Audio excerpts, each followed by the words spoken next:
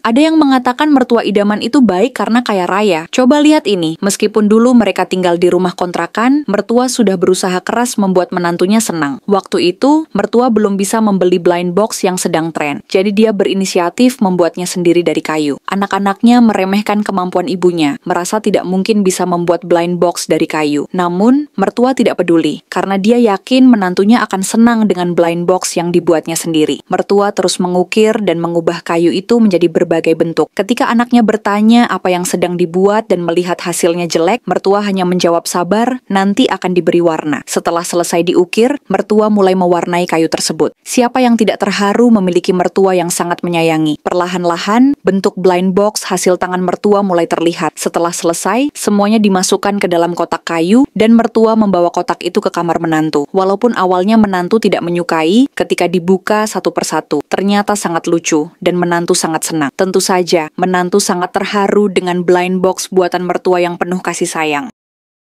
Lily sangat panik dan takut ketika tanpa sengaja menjatuhkan mahkota majikan karena terpeleset. Namun, reaksi majikan sangat berbeda. Alih-alih marah, majikan justru khawatir tentang kondisi Lily. Mahkota yang sudah terjatuh tidak dianggap penting. Yang penting kamu tidak apa-apa, kata majikan, tanpa mau repot memikirkan mahkota yang rusak. Tugas Lily kini adalah membantu mempersiapkan keperluan majikan untuk bekerja. Setelah selesai membantu, Lily kembali melihat mahkota yang rusak. Ia merasa sangat bersalah karena tahu betapa susahnya majikan merangkai mahkota itu hingga hampir gila. Lily pun mulai mengumpulkan potongan-potongan mahkota yang rusak dan merangkainya kembali dengan hati-hati, berharap bisa memperbaikinya. Alhamdulillah, mahkota yang jatuh itu berhasil diperbaiki dan tampak seperti semula. Untuk menebus rasa bersalahnya, Lily pergi ke supermarket dan membeli berbagai jenis makanan laut mahal yang disukai majikan, menggunakan uang pribadinya. Ia kemudian memasak makanan tersebut menjadi hidangan mewah yang disusun dengan plating seindah restoran bintang 5. Ketika majikan pulang, Lily menyambutnya dan menceritakan semua yang telah dilakukannya. Meskipun majikan tidak mempermasalahkan kejadian itu, majikan malah mengundang Lily untuk makan bersama.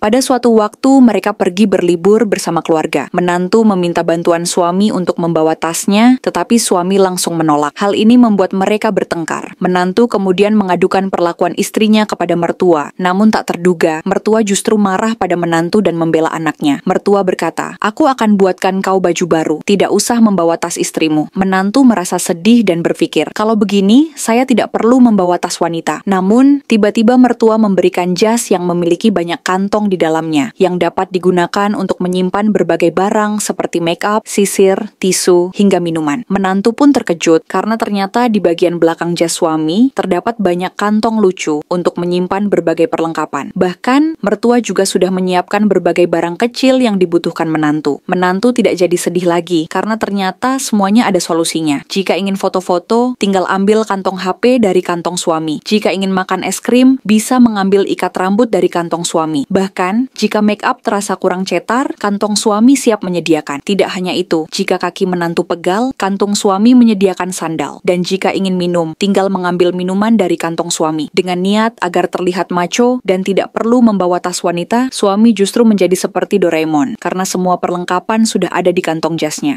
Saat sedang jalan-jalan di mall, mertua idaman memanggil Lily dan memberinya selembar kertas. Kertas itu berisi tugas untuk Lily. Tak lama kemudian, mereka bertemu dengan superstar Andy Lau. Namun, saat mencoba tertawa, Lily gagal. Mertua lalu memanggil menantunya dan memberikan tugas untuk membuat Lily tertawa jika ingin bertemu Andy Lau. Menantu pun merasa senang dan langsung mulai beraksi dengan menggelitik Lily. Tantangannya pun menjadi semakin seru. Keduanya berusaha keras agar bisa bertemu dengan artis idola. Lily mulai tersenyum, tetapi dia mengatakan bahwa dia belum benar-benar tertawa. Menantu terus berusaha, namun Lily menjadi sedih karena merasa tidak bisa bertemu dengan idolanya sejak kecil. Namun, majikannya menjelaskan bahwa itu hanya sebuah lelucon. Pada akhirnya, mereka tetap akan bertemu dengan Andy Lau. Mertua kemudian mengajak mereka untuk menghadiri gala premier film yang dibintangi oleh Andy Lau. Lily sangat terkejut karena majikannya yang sangat baik itu mengajaknya untuk ikut acara dan bertemu dengan idolanya. Lily merasa sangat beruntung.